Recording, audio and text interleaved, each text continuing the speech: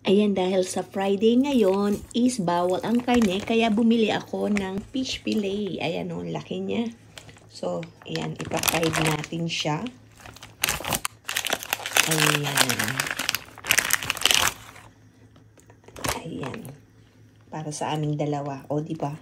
Dami niyan. Ayan, kasya na siguro sa amin ito. Ayan, 2 piraso. Ayan, saka ko na iluto itong kalahati pa. Lagyan natin ng paminta. Ayan. And ng asin. Ayan, ready na ang isito.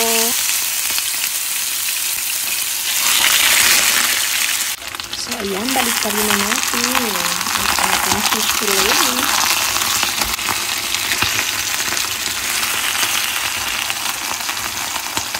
Ikita ka naman sa bangko.